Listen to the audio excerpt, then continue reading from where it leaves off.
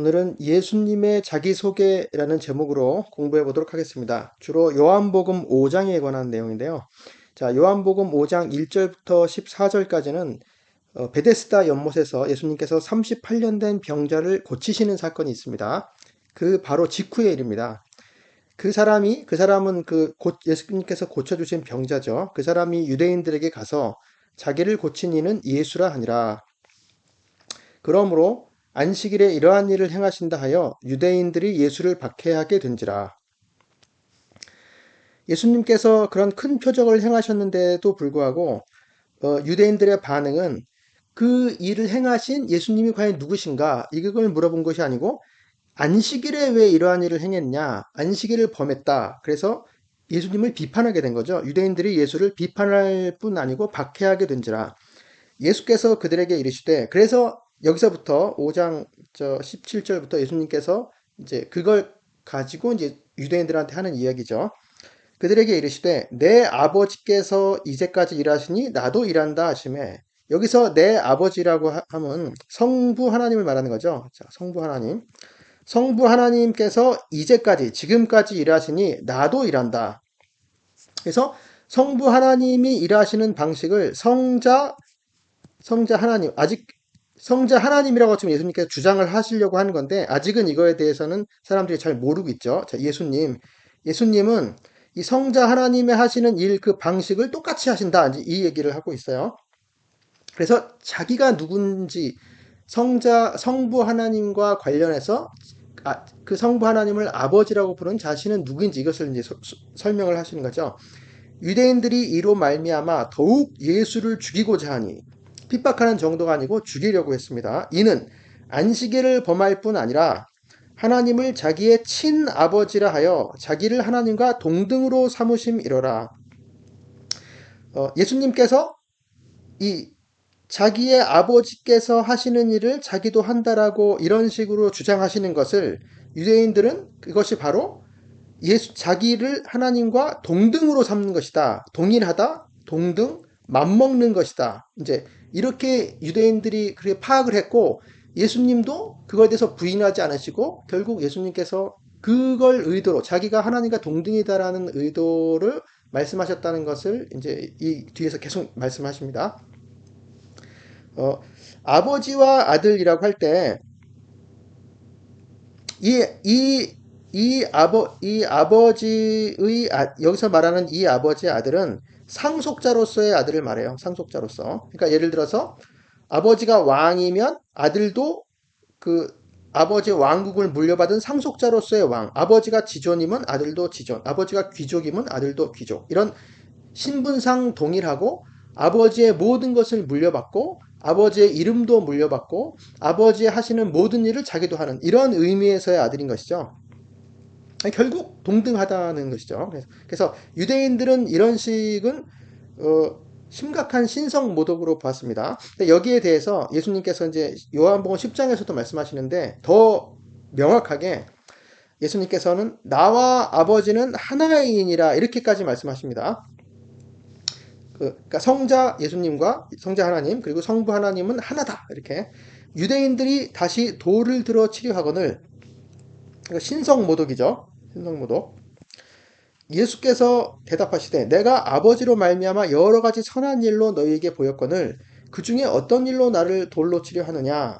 유대인들이 대답하되 선한 일로 말미암아 우리가 너를 돌로 치려는 것이 아니라 신성 모독으로 인함이니, 내가 사람이 되어 내가 사람이면서 자칭 하나님이라 함이로라. 내 자신을 하나님으로 만든다.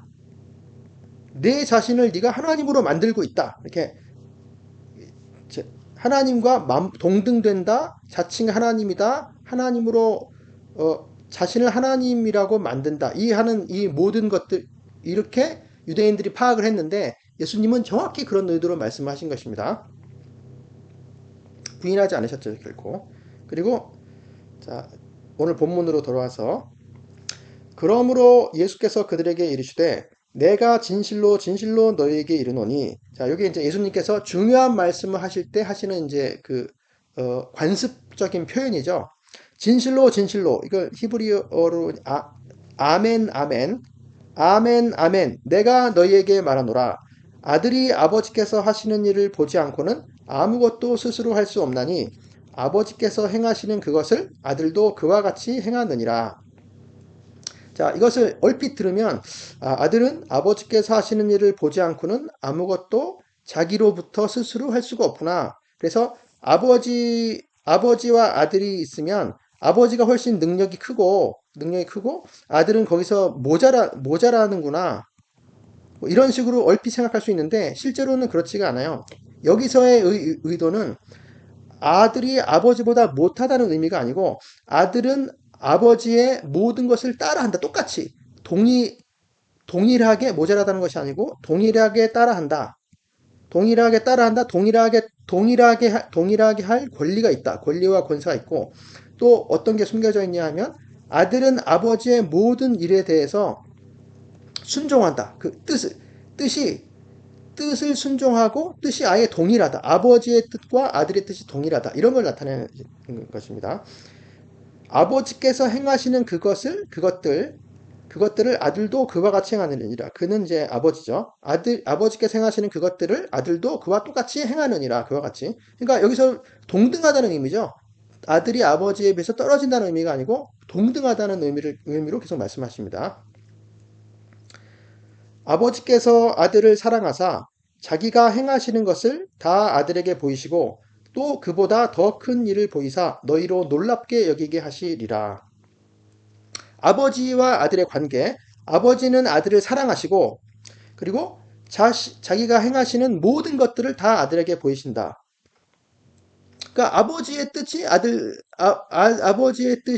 아들의 뜻과 동일하고 아버지는 아들에게 숨기는 것이 하나도 없고 아들은 아버지와 동일한 모든 일을 할 수 있다. 이게 결국 동등된다는 얘기, 동일하다는 얘기죠. 또 그것들보다 더 큰 일을 보이사 더 큰 일, 너희로 놀랍게 여기게.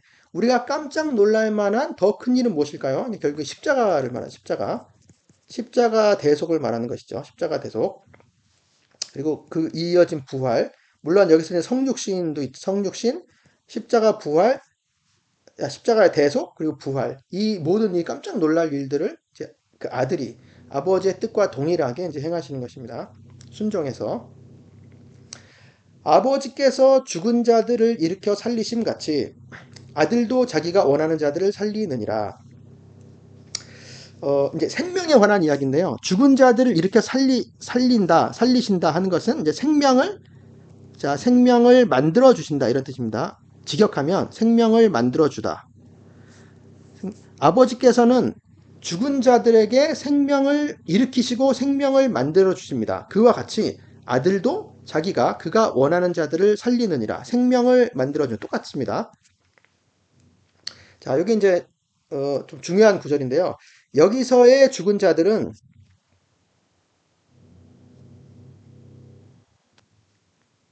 무엇을 말하는 것일까요? 여기서의 죽은 자들은 이제 문맥상 뒤를 보면 알 수 있겠지만 영적으로 죽은 자들을 말하는 것이죠. 영적 사망. 영적으로 죽은 자들에게 생명을 만들어 주는 것입니다. 즉 구원의 일이죠. 구원과 영생, 자녀됨. 자, 요거를 이 일을 십자가 대속이라는 놀라운 일을 통해서 이제 아들도 이제 이렇게 한다 이 얘기죠. 이제 뒤에 쭉 계속 나옵니다. 아버지께서 아무도 심판하지 아니하시고 심판을 다 아들에게 맡기셨으니 아버지께서는 아들에게 심판의 권세를 주셨습니다.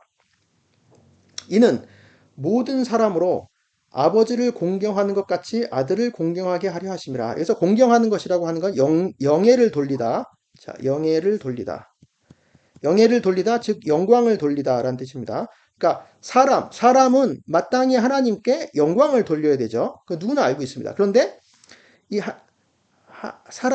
사람이 하나님께 마땅한 영광을 돌리는 것과 똑같이 아들을 공경하게, 아들에게 영예를 돌리게 하려 하십니다. 이게 하나님의 뜻인 거죠. 그러니까 하나님의 아들이 동일하기 때문에 사람이 하나님께 영광을 돌리는 것처럼 아들에게도 하나님이 받으셔야 마땅한 그 영예를 돌리는 것이 마땅한 일이라고 하나님께서 말씀하시는 거죠. 가르치시는 거죠. 아들을 공경하지 아니하는 자는 그를 보내신 아버지도 공경하지 아니하느니라. 그러니까 사람이 하나님께만 영광을 돌린다 하고 그 아들에게 영광을 돌리지 않는다고 하면 그 자체가 벌써 하나님께 영광 돌리지 않는 일이라고 하는 거죠. 그래서 결국 하나님 아버지와 그분의 아들, 성자 하나님이신 예수님은 동등하다. 영광을 받는 것에서도 동등하다라는 것을 알 수 있습니다. 내가 진실로 진실로 너희에게 이르노니, 자, 또 중요한 말씀 하시는 거죠. 내 말을 듣고 또 나 보내신 이를 믿는 자는 영생을 얻었고 심판에 이르지 아니하나니 사망에서 생명으로 옮겼느니라. 자, 이거 이제 외우는 구절이죠. 이 구절은 내 말을 듣고 나 보내신 이를 믿는 자, 즉 믿는 자, 내 말을 듣는다고 하는 건 듣고 믿는 것이 듣고 믿고 순종하는 것을 말하죠. 듣고 믿고 순종. 나 보내신 이를 믿는 자는 영생을 얻었다. 영생을 얻었다. 구원받았다는 것이죠. 하나님의 생명에 참여하는 것. 심판에 이르지 아니하나니 사망에서 생명으로 옮겼느니라. 진실로 진실로 너에게 이르노니 죽은 자들이 하나님의 아들의 음성을 들을 때가 오나니 곧 이때라. 듣는 자는 살아나리라. 자, 이것도 중요한 구절이죠. 죽은 자들이 하나님의 아들의 음성을 들을 때가 온다. 자, 들을 시간, 들을 시각, 듣는 시간이 온다. 요까지만 보면은 무슨 얘기인지 모르겠죠. 미래에 오나? 이제 지금 오고 있는 것인지, 오고 있다는 뜻인데, 이게 그래서 지금 얼마나 가까이 왔는지, 곧 오는지, 아니면 뭐 한참 후에 오는지, 그걸 잘 모르거든요. 근데 여기 보면, 곧 이때라, 이렇게 되어 있어요. 곧 이때라고 하는 건 지금을 말하면 지금, now. 지금이다. 내가 예수님께서 지금 말씀하고 계신 지금 바로 이때. 듣는 자는 살아나리라. 듣는 자들은 살 것이다. 듣는 자들은 살아날 것이다. 자, 듣는 자, 바로 요 위에 있는 내 말을 듣고죠. 내 말을 듣고, 자, 듣는 자는 살아나리라. 자, 또, 영생을 얻었고, 사망에서 생명을 얻었고, 심판에 이르지 아니하고 살아난다. 자, 이야기. 여기서의 죽은 자들은 뭘까요? 여기서의 죽은 자들은 바로 영적으로 죽은 자들이죠. 영적 사망. 영적으로 죽은 자들, 육체적으로 죽은 자들이 아니고 영적으로 죽은 자들을 말합니다. 육체적으로 죽은 자들은 그 이제 뒤에 나와요. 그래서 요 이야기 죽은 자들이 하나님의 음성을 들을 때라고 하는 것은 아까 여기서 아버지께서 죽은 자들을 일으켜 살리심 같이 아들도 자기가 원하는 자들을 살리느니라. 자, 요 구절에 연결이 되는 것이죠. 그래서 지금 이때 예수님께서 지금 복음을 전하고 계시고 나를 믿어라. 나를 믿는 자는 영생을 얻는다. 지금 이 구원의 기회를 지금 베풀고 있는 이 시기 바로 지금이죠. 그게 지금 우리의 이 시기도 마찬가지입니다. 우리 지금 현재도 하나님께서 예수님을 믿고 구원 얻으라고 사람들에게 기회를 주고 있는 이때 구원의 때이죠. 듣는 자들은 살아날 것입니다. 아버지께서 자기 속에 생명이 있음 같이 아들에게도 생명을 주어 그 속에 있게 하셨고, 자, 생명. 이 생명은 하나님만이 생명이 있죠. 피조물한테는 자체적인 생명이 없고 하나님께서 부여하신 생명만 있을 뿐입니다. 자체적으로 하나님께서 생명을 거둬가시면 이제 죽는 거죠. 그래서 아버지께서 그분 안에 생명을 가지고 계신 것 같이 아들에게도 생명을 주셨다. 그래서 아들이 그 안에 가지고 있게 하셨다. 그래서 아버지가 가지고 있는 그 생명과 아들이 가지고 있는 생명이 동일하다는 얘기죠. 역시 이게 동일합니다. 그래서 그렇기 때문에 예수님께서는 자기가 원하는 사람에게 생명을 만들어 주실 수가 있는 거죠. 생명을 만들어 주심, 살리시는 거죠. 살리심, 영생을 주시는 이제 그럴 수 있는 거죠. 그리고 또 인자됨으로 말미암아 심판하는 권한을 주셨느니라. 자, 이것도 인자됨으로 말미암아 심판하는 권한을 하나님께서, 그러니까 성부 하나님께서 성자 하나님, 즉 예수님에게 주셨습니다. 그 권한을 심판권을 주셨습니다. 자, 인자됨으로 말미암아라는 게 뭘까요? 이게 이제 인자는 사람의 아들이죠. 사람의 아들. 인자. 예수님은 하나님의 아들, 하나님의 아들인 동시에 동시에 사람의 아들이기도 하신 분이죠. 그래서 요 사람의 아들이라는 말만 가지고 이것을 해석을 한다면 예수님께서 하나님이시만 사람의 아들로 오셨습니다. 즉 사람이 되신 거죠. 성육신 하신 거죠. 아까도 말했지만 성육신 하신 사람이 되셨기 때문에 십자가에서 고난을 받고 이제 죽으실 수 있는 거죠. 죽으심. 그리고 그 다음에 이제 부활하셔서 승천하시고 하나님 우편에 앉아 계시죠. 이게 바로 인자됨입니다. 이 인자됨. 예수님의 사람의 아들 되심. 이런 큰 일들을 하나님께 성자 하나님이신 예수님께서 하셨기 때문에 하나님 아버지께서 그분께 심판하는 권한을 주신 것입니다. 처음부터 이것이 하나님의 뜻이었죠. 아버지의 뜻이었죠. 자, 두 번째는 사람의 아들의 이제 신학적 의미인데 이것은 이제 그 다니엘서 7장에 보면 인자 같은 이가 나오죠. 인자 같은 이. 인자 같은 이가 구름을 타고 예적부터 계신 이에게 이르렀습니다. 하나님께 이르신 거죠. 그랬더니 하나님께서 그 인자 같은 이에게 나라와 권세와 영광을 줬어요. 나라와 권세와 영광을 주셨습니다. 자, 이 나라와 권세와 영광이 그 주기도문 맨 마지막에 있는 것이죠. 근데 다니엘서에는 순서만 좀 밖에 나와 있어요. 권세와 영광과 나라. 이 나라는 왕국을 말하는 것이죠. 왕국을 받으셨습니다. 즉, 왕권을 받으셨어요. 그러니까, 인자 같은 이가 하나님으로부터 왕권을 받으시고 왕이 됐습니다. 그 왕이 하는 일이 바로 심판권이에요. 지금은 우리가 심판한다 그러면 법원에서 3권 분립이 됐기 때문에 법관들이, 재판장이 심판을 하지만, 당연히 고대에는 왕이 심판을 하는 것입니다. 왕의 권한, 왕권, 심판하는 권한을 주셨습니다. 산자와 죽은 자를 심판하고 오실 것이죠. 예수님께서. 다음에 이를 놀랍게 여기지 말라. 무덤 속에 있는 자가 다 그의 음성을 들을 때가 오나니.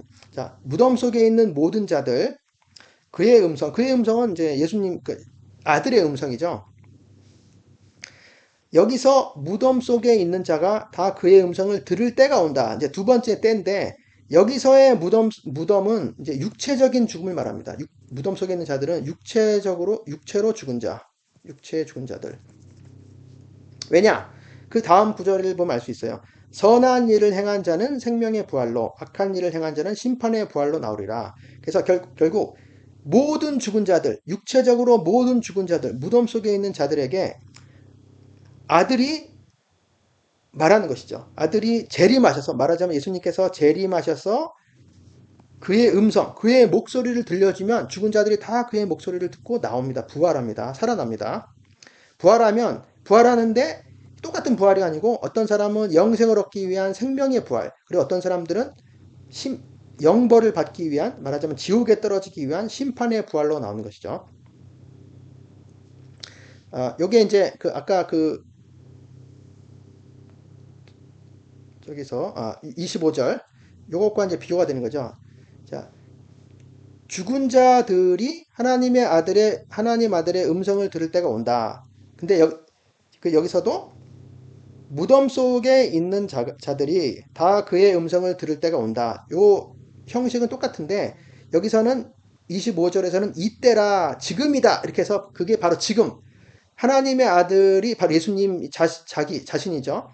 지금 이야기하는 것을 들을 때 지금이다. 듣는 자는 살아나리라. 영적으로 죽은 자들이 살아나서 구원을 받는다. 이제 그런 뜻이고 영생을 얻는다는 뜻이고 두 번째 무덤 속에 있는 자가 다 그의 음성을 들을 때 똑같지만 여기서는 육체적으로 죽은 자들, 말세, 재림할 때를 말하는 것이죠. 그래서 그의 음성을 듣고 선한 일을 행한 자는 생명의 부활, 악한 일을 행한 자는 심판의 부활로 나온다. 이게 두 가지가 비교가 돼서 있는 것이죠. 이제 지금 예수님의 초림 때 일어난 일들, 예수님의 재림 때 일어난 일들. 자, 여기서 이제 생각해 봐야 될 게 선한 일을 행한 자는 생명의 부활, 악한 일을 행하는 자는 심판의 벌로 나온다고 하니까 요거를 보고 이게 자, 선한 일이라고 하는 거에 꽂혀가지고 이게 선행이잖아요. 선행을 해야 생명의 부활, 즉 영생을 얻을 수가 있구나, 구원을 받을 수가 있구나. 그리고 악행을 하면 심판의 부활로 나와서 저기 이제 지옥에 떨어지게 되는구나, 구원을 얻을 수가 없구나. 그래서 선행을 결국 해야지 구원을 받는 건가? 이제 이렇게 생각할 수가 있어요. 왜냐하면 이 선한 그러니까 우리가 이 구절을 보고 딱 그렇게 생각을 하는 이유가 이것이 사람들의 보통 생각, 사고 체계에 맞기 때문에 그래요. 우리가 공짜로 죄인임에도 불구하고 죄를 그냥 공짜로 다 용서를 받고 물론 이제 예수님의 피로 용서를 받고 구원을 받아 하나님의 자녀가 된다. 이런 은혜는 이해할 수가 없거든요. 받아들이기가 어렵습니다, 사실 이 자체가. 그래서 자꾸만 이게 선행을 여기서도 요한복음에서도 선행을 해야 구원을 받는구나. 믿음으로만 구원을 받는 게 아니구나. 이렇게 생각을 할 수가 있는데 사실은 그렇지 않아요. 이게 여기서 선한 일이라고 하는 것은 사실은 선한 일이라고 하는 것은 하나님이 원하시는 일이라고 하는 거죠. 하나님께서 원하시는 일. 하나님께서 원하시는 일은 뭘까요?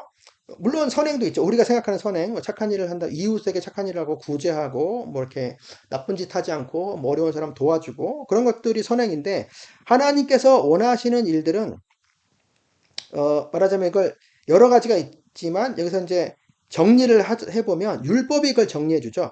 율법에서는 하나님이 원하시는 일이 뭐냐? 한마디로 말해서, 하나님 사랑, 하나님을 사랑하는 일과 이웃을 사랑하는 일, 이웃 사랑의 일이다. 그래서 이제 이웃 사랑의 일에 이제 우리가 아는 선행이 포함이 되는 것이죠. 근데 하나님 사랑의 일도 있잖아요. 근데 이제 문제는 뭐냐? 율법이 말하는 대로 하나님 사랑, 이웃 사랑을 우리가 실천해서는 하나님의 기준에 이르지 못하기 때문에 결국 구원을 받을 수가 없습니다. 이게 이제 율법이 가르치는 것이에요. 구약 성경 전체가 우리에게 가르치는 것이 바로 그것이죠. 율법을 지켜서는 이게 좋은 것이긴 하지만 하나님 사랑과 이웃 사랑이 율법을 지켜서는 구원받을 수가 없다. 그러면 하나님의 원하시는 일이 무엇이냐?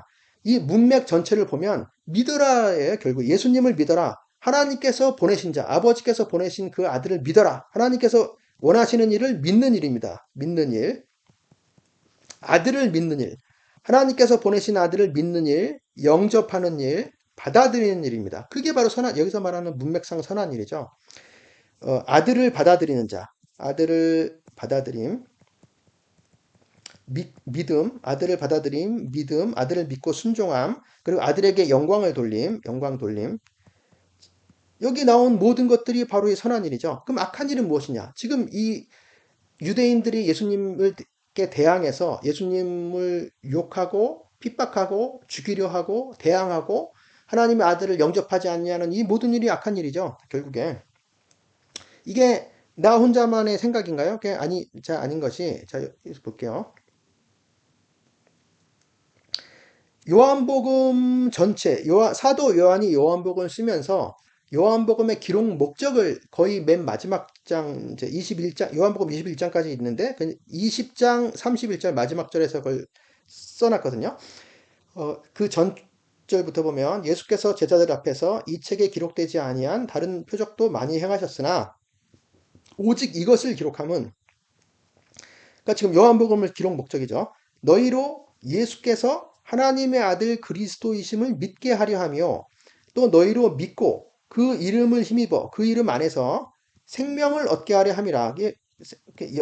자, 영생 이게 바로 생명을 얻는 것이 생명을 가진다. 영생 구원을 말하는 것이죠. 이 거듭남을 통해서 믿음을 통해서 믿음이죠. 믿고 생명을 얻게 믿고 구원을 받아라. 믿고 영생을 받아라. 그럼 그게 바로 심판에 이르지 않는 것이죠. 않는 것이죠. 생명의 부활로 나오는 것이죠. 생명의 부활.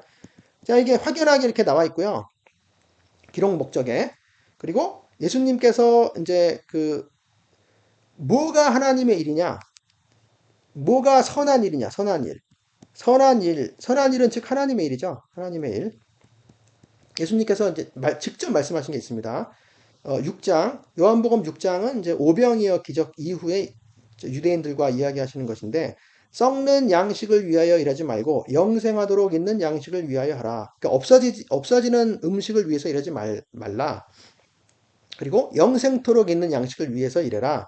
이 양식은 인자, 즉 예수님 자신이 너희에게 주리니 인자는 아버지 하나님께서 인치신 자니라. 그랬더니 유대인들이 묻되 우리가 어떻게 하여야 하나님의 일을 하오리까? 그러니까 우리가 무엇을 하여야 됩니까? 하나님의 일들.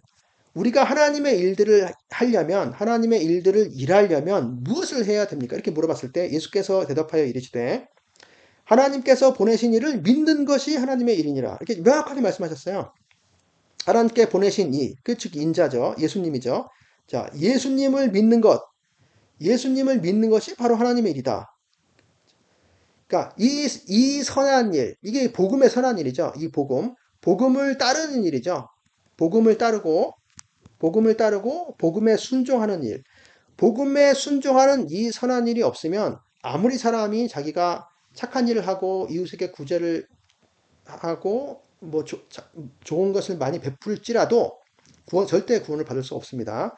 복음에 순종하지 않으면 사람이 제 아무리 자기가 의롭다 할지라도 구원을 받을 수가 없어요. 그것이 하나님의 뜻이죠. 어, 그런데 오늘 이제 본문으로 다시 돌아와서 하지만 그 사람들은 이런 구절을 보고서 이제 그거를 싫어하죠. 이렇게 복음으로 내가 착한 일 하지 않고 공로 없이 복음을 복음을 순종해서 하나님의 아들을 믿는 것만으로 하나님의 아들의 그 공로만으로 내가 구원을 받았다 하는 것을 인정하기 싫어합니다. 왜냐하면 자기가 어느 정도 의롭다고 이제 이제 잠재적으로 이제 자기 내심 그렇게 생각을 하기 때문에 내가 저런 나쁜 놈들보다는 좀 질적으로 좀 다르다. 그래서 나는 착한 일도 좀 하고 뭐 이 정도 돼야 이게 예수님을 믿더라도 구원받을 수가 있는 거지. 저 나쁜 놈들 저 무슨 살인자 강간범 뭐 이렇게 못된 인간들이 따로 있는데 그런 사람들이 어떻게 개과천선해서 착한 일을 하지 않으면 예수님 믿었다고 구원 받는다고 함부로 말할 수 있느냐? 이렇게 생각하는 게 이제 사람들의 생각입니다. 근데 이 복음을 받아들이는 사람은 왜 그렇게 받아들이냐면 자기가 죄인인 걸 인정하기 때문에 그렇거든요. 저 살인자, 저 강간범, 저 간음자가 나와 차이가 없다. 내가 바로 저 사람이다. 라고 생각하기 때문에 이 복음을 받아들이는 거죠. 감사함으로 받아들이고 감격함으로 받아들일 수가 있는 거죠. 그래서 이 복음은 의인을 위한 복음이 아니고 죄인을 위한 복음입니다. 그리고 다음 절 내가 아무것도 스스로 할 수 없노라. 듣는 대로 심판하노니 나는 나의 뜻대로 하려 하지 않고 나를 보내신 이의 뜻대로 하려 함으로 내 심판은 의로우니라. 자, 아까도 아버지께서 자, 26절에 아버지께서 27절 심판하는 권한을 그 아들에게 주셨는데 아들은 스스로 나 자신으로부터 내 고유한 뭘로부터 심판하는 것이 아니고 듣는 대로 그리고 나를 보내신 아버지의 뜻대로 심판한다. 그래서 내 심판은 의롭다. 왜 그러냐 하면 이 아들은 아버지의 뜻에 대해서 100% 순종하는 아들이기 때문입니다. 자, 아담은 순종에 실패했지만 아들은 순종에 성공한 아들이거든요. 순종의 성공. 100% 순종한 아들이기 때문에 아버지의 뜻에 단 하나도 거역하지 않습니다. 그러니까 아들의 뜻이 곧 아버지의 뜻인 거죠. 동일합니다. 이런 의미에서에도 이 아들은 아버지와 동일. 예수님은 성자 하나님이신 예수님은 성부 하나님이신 하나님과 동일하신 분이다. 그래서 의로운 면에서도 동일하죠. 당연히. 그런 의미에서. 이 심판.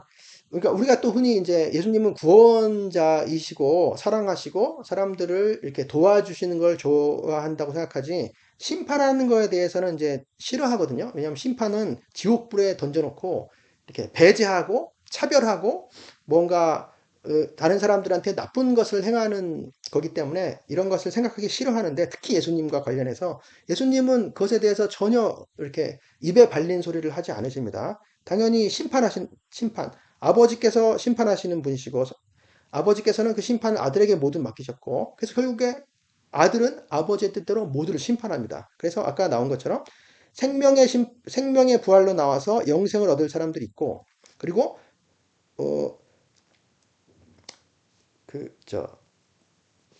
심판의 부활로 나와서 이제 결국 멸망받을 사람들이 있는 거죠. 이것을 나누는 것도 아들이 하시는 겁니다. 자기를 믿었느냐에 따라서, 자기를 믿고 순종했느냐에 따라서.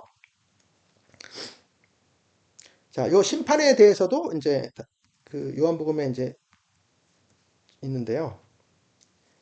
언급이. 자, 요한복음 1장 첫 부분에 그가 세상에 계셨으며 그는 이제 성자 하나님이신 예수님이죠. 예수님. 성자 하나님. 이때는 성자 하나님. 세상은 그로 말미암아 지은 바 되었을 때 세상이 그를 알지 못하였고 자기 땅에 오매 자기 백성이 영접하지 아니하였으나 자, 영접한다는 것은 이제 받아들이는 것이죠. 받아들임. 받아들임. 여기서는 이제 넘겨받음 이렇게 번역할 수 있습니다. 넘겨받음, 전해받음. 그렇죠.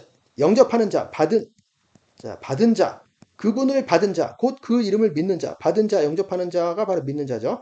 하나님의 자녀가 되는 권세를 주셨으니, 자, 이것은 영생이고, 구원이고, 거듭남이고, 이는 혈통으로나 육정으로나 사람의 뜻으로 나지 아니하고 오직 하나님께로부터 난 자들이니라. 하나님께로부터 태어난 자죠. 태어난 자, 하나님으로부터 나아진 자.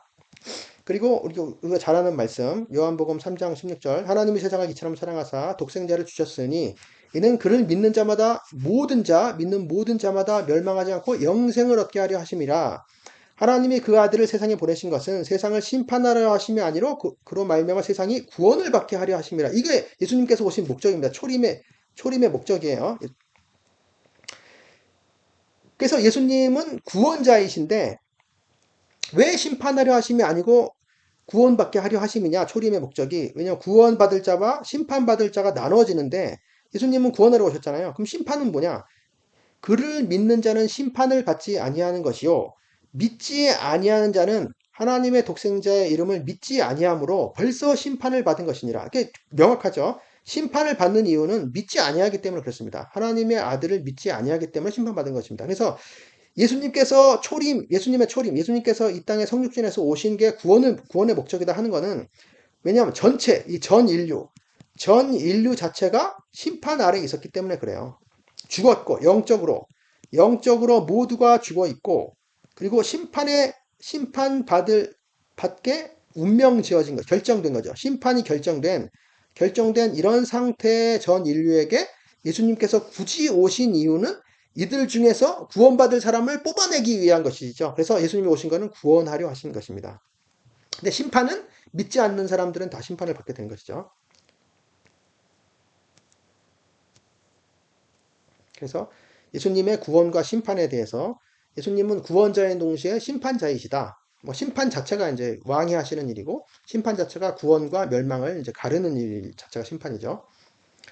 이제 증언에 대한 이야기가 나옵니다. 그 다음에 내가 만일 나를 위하여 증언하면 내 증언은 참되지 아니하되 나를 위하여 증언하시는 이가 따로 있으니 나를 위하여 증언하시는 그 증언이 참인 줄 아노라. 나를 위하여 증언하시는 이 따로 있는 분 누구죠? 성부 하나님이죠. 성부 하나님. 성부 하나님의 증언은 당연히 참이죠. 근데 그 전에 내가 나를 위하여 증언하면 내 증언은 참되지 아니하다. 참되지 아니할까요? 아닙니다. 실제로 예수님께서 자신에 대해서 증언하는 건 다 참입니다. 당연히. 예수님께서 이 세상 사람 예를 들어 50억 명이 예수님을 인정하지 않지만 예수님 혼자서 자신을 인정한다 해도 50억 명이 틀렸고 예수님의 말은 참이에요. 하지만 왜 이런 식으로 말씀하셨냐? 이것은 사람의 눈높이, 유대인들의 눈높이에 맞춰서 인간적으로 사람들이 하는 얘기로 해보자. 자기가 자기를 위하여 증언하면 그걸 신빙성이 있겠느냐? 너희들 생각에 그렇다 이 말이죠. 그러니까 사람들이 그렇게 생각하기 때문에 그래 사람들 입장에서는 그렇다. 하지만 나만 나를 증언하는 것이 아니고 하나님 아버지께서 나를 증언하신다. 그러니까 당연히 너희들은 나를 믿어야 된다. 이제 이렇게 말씀하시는 거죠. 그러면서 요한 얘기가 나옵니다. 여기 요한은 세례 요한이죠. 너희가 요한에게 사람을 보내매 요한이 진리에 대하여 증언하였느니라. 자, 요한도 진리에 대하여 증언했어요. 그러나 나는 사람에게서 증언을 취하지 아니하노라. 다만 이 말을 하는 것은 너희로 구원을 받게 하려 함이니라. 자, 이걸 이해하기 위해서 요한이 무슨 증언을 했는지 볼게요.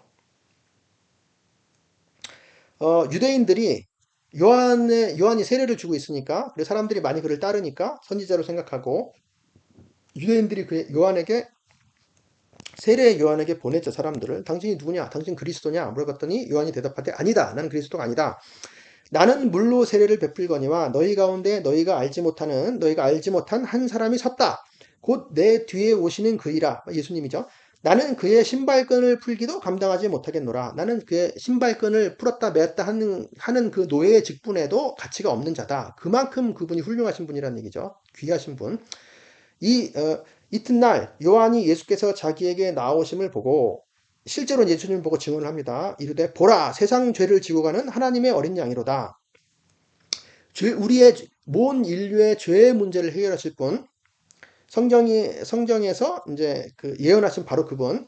내가 전에 말하기를 내 뒤에 오는 사람이 있는데 나보다 앞선 것은 그가 나보다 먼저 계심이라 한 것이 이 사람을 가리킴이라. 약간 어려운 구절이긴 한데 내 뒤에 오는 사람이 나의 앞이 되셨다 이런 뜻이에요. 앞이 되셨다. 내 뒤에 오시는 분이 나의 앞이 되셨다. 왜냐? 그가 나보다 먼저 계심이라. 그가 나의 첫머리이셨기 때문이다. 원래 이거 과거로 돼 있어요. 그러니까 그는 원래 나의 첫머리이셨기 때문이다. 자, 이게 이제 앞뒤 첫 머리. 자, 이런 거에 대해서 이제 순서, 시간의 의미도 있고요. 그 다음에 이제 어, 높낮이의 의미도 있죠. 높낮이로 먼저다. 먼저가 이제 더 귀한 분, 위대하신 분, 높은 분을 말하는 거죠. 나의 첫머리이셨다. 그분이. 나보다 으뜸, 나의 첫머리, 나의 으뜸이셨다. 물론 나보다 먼저 계셨다는 건 당연하고요. 나도 그를 알지 못하였으나 내가 와서 물로 세례를 베푸는 것은 그를 이스라엘에 나타내려 함이라. 그러니까 세례 요한의 사역 목적 자체가 예수님을 증언하는 것이었던 거죠. 요한이 또 증언하여 이르되 내가 봄에 성령이 비둘기같이 하늘로부터 내려와서 그의 위에 머물렀더라. 예수님께서 세례 받으실 때 얘기죠. 세례 받으실 때 성령께서 예수님께 비둘기처럼 임하셨죠. 나도 그를 알지 못하였으나 나를 보내어 물로 세례를 주라 하신 그분은 누구죠? 하나님이죠. 성부 하나님이죠. 나에게 말씀하시되 성령이 내려와서 누구 위에든지 머무는 것을 보거든. 누구 위에든지 거하는 것을 보거든. 이제 이 거한다는 것이 이제 잠깐 머무는 게 아니라 그분 위에 와서 계속 거하시는 것이죠.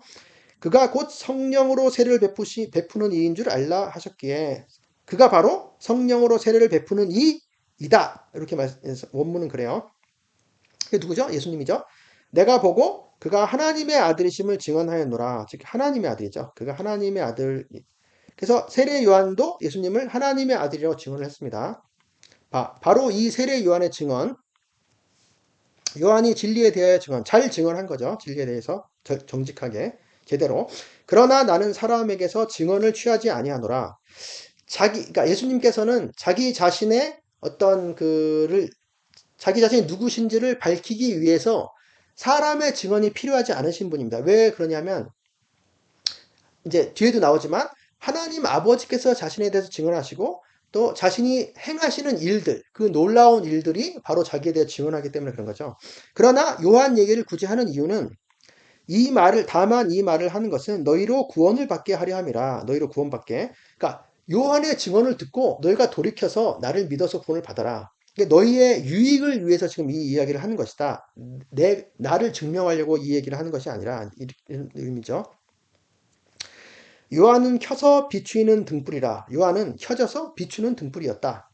너희가 한때 그 빛에 즐거이 있기를 원하였거니와 내게는 요한의 증거보다 더 큰 증거가 있으니 아버지께서 내게 주사 이루게 하시는 역사, 곧 내가 하는 그 역사가 아버지께서 나를 보내신 것을 나를 위하여 증언하는 것이요. 자, 이 증언이 일의 증언이죠. 여기서 역사는 일입니다. 하는 일. 행하는 일들의 증언인데, 아버지께서 내게 주사 이루게 내가 완결하도록 하시는 역사, 그 일들이 증언하는데, 이 일들은 뭘 말할까요? 그리스도로서의 사역 일들을 말하는 것이죠. 일들. 그리스도께서 하시는 일들, 여러 가지 놀라운 일들, 뭐 죽은 자를 살리시고, 복음을 전하시고, 기적을 행하시고, 오병이어, 뭐, 귀신을 쫓아내시고, 여러 가지 기적들, 표적들, 이적들, 이런 것들도 물론 이 일들이지만 사실 여기서 가장 중요한 일은 십자가죠. 십자가의 죽음 이후의 부활. 이것이 이제 가장 큰 일이죠. 이것이 그리스도를 하나님의 아들이라는 것을 제대로 증거하는, 이제 100% 증언하는 그런 일들이죠. 물론 그 전에 이 표적들도 다 그 일들이긴 합니다. 또한 나를 보내신 아버지께서 친히 나를 위하여 증언하셨느니라. 그리고 너희는 이렇게 쭉 나오는데, 자, 아버지, 성부 하나님께신 이신 아버지께서 친히 나를 위해 증언하셨는데, 이 증언은 무엇일까요? 이제 여러 가지 생각할 수 있는데, 먼저 예수님께서 세례 받으실 때, 아까 이제 요한도 증언했지만 세례 받으실 때 성령님께서 임하시고 하늘에서 소리가 나서 이는 내 사랑하는 아들, 내 기뻐하는 자라, 이런 말씀도 하셨고, 변화산에서도 이제 하늘에서 소리가 났죠. 변화산에서도 성부 하나님께서 이는 내 기뻐하는 자, 내 사랑하는 아들이니 너희는 그의 말을 들으라, 이렇게 제자들한테. 자, 요런 것도 있고요. 그거 이제 이 첫 번째, 두 번째 의미는 구약 성경에서의 지원입니다. 구약 성경. 구약 성경 전체가 그리스도를 향하고 있어요. 가리키고 있어요. 가리킴. 예표하고 있기도 하고, 예언하고 있기도 하고, 직접 가리키거나 간접적으로 가리키거나, 구약 성경 전체가 그리스도를 가리키고 있죠. 그게 선지자들을 통해서, 모세를 통해서 아버지께서 구약 성경을 기록하게 하셔서 그리스도를 가리킨 것이기 때문에 그거 역시 아버지께서 나를 위하여 증언하신 것도 됩니다. 너희는 아무 때에도 그 음성을 듣지 못하였고 그 형상을 보지 못하였다. 그러니까 하나님, 성부 하나님의 목소리도 들은 적이 없고 그분의 모습도 보지 못하였다. 결국 알지 못했다. 하나님을 알지 못했다는 뜻인데 그 말씀이 너희 속에 거하지 아니하니 이는 그가 보내신 이를 믿지 아니함이라. 그러니까 왜 하나님을 모를까? 그리고 결국 그분의 말씀이 너희 안에 거하지 않기 때문인데 왜 하나님 그 구약 성경을 그 바리새인들이나 유대인들이나 다 성경을 연구하면서도 왜 그리스도 하나님을 알지 못할까? 그것은 이는 왜냐? 그가 보내신 이를 믿지 아니하기 때문이다. 그가 보내신 이, 즉 예수님이죠. 성자 하나님이신 예수님을 믿지 않기 때문에 하나님도 알 수 없고 성경도 알 수 없습니다. 보기는 보아도 알 수 없습니다. 듣기는 들어도 듣지 못하고 알지 못하고 깨닫지도 못하고 예수님을 통해서만 하나님을 볼 수 있기 때문이죠. 성경도 마찬가지고요. 성경을 깨닫을 수 없습니다. 예수님을 모르면. 너희가 성경에서 영생을 얻는 줄 생각하고 성경을 연구하거니와 요건 좋은 일이죠. 요건 맞는 일인데 이 성경이 곧 내게 대하여 증언하는 것이니라. 자, 이 성경의 증언, 이게 바로 아버지의 증언이기도 하죠. 성경, 내게 대하여 증언한다. 그러나 너희가 영생을 얻기 위하여 내게 오기를 원하지 아니하는도다. 자, 영생 구원, 거듭남, 자녀됨, 이 모든 것을 성경에서 얻으려고 하는데 그러면서도 막상 그 성경이 가리키는 그리스도를 좋아하지도 않고 그를 믿으려고도 하지 않고 그에게 영접하거나 오기를 원하지 아니하기 때문에 영생도 하나님도 성경도 결국 모르게 되는 것이죠. 나는 사람에게서 영광을 취하지 아니하노라. 다만 하나님을 사랑하는 것이 너희 속에 없음을 알았노라.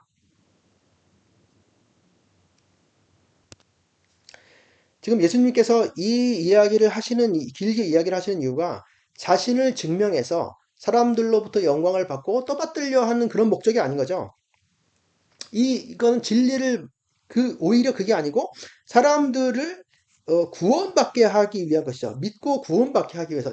자신을 증명하기 위해서가 아니고 남들이 구원받게 하기 위해서 지금 이 이야기를 하시는 것입니다. 그래서 하나님을 사랑하는 것이 너희 속에 없음을 알았다.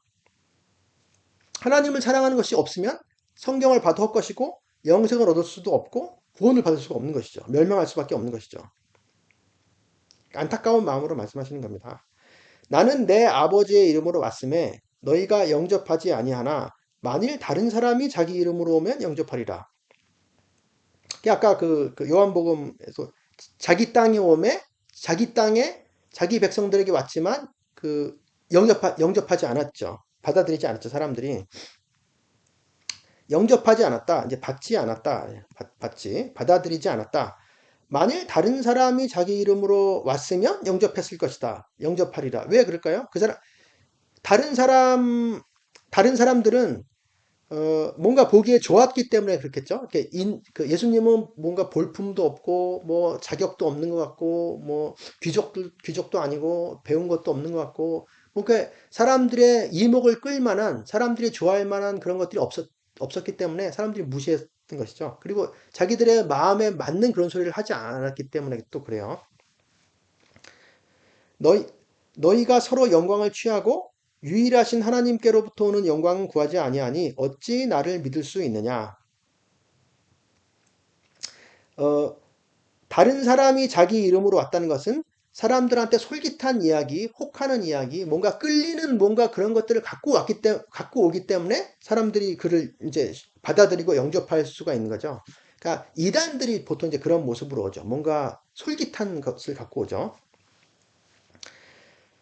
너희가 서로 영광을 취한다.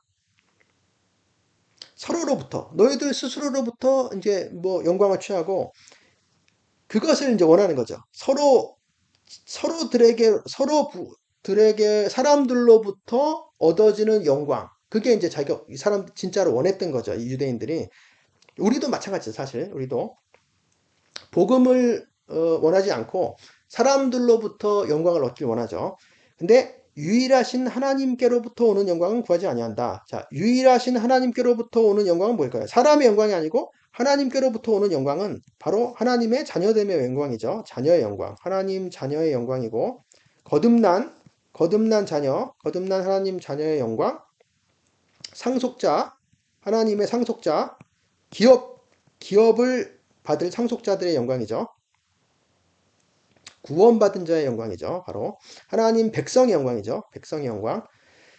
이런 것들을 이런 것들을 구했다면, 이런 것들을 진정으로 구했다면, 사람의 영광을 구하지 않고 진정 하나님께로부터는 영광을 구했다면 성경을 더 성경 속에 이 가리키는 그리스도를 보았을 것이고 그것을 하나님께로 간절히 구했을 것이고 자기 가슴을 치면서 그리고 예수님께서 오셨을 때 받아들이고 믿었을 것이다. 이제 그거죠. 어찌 나를 믿을 수 있느냐?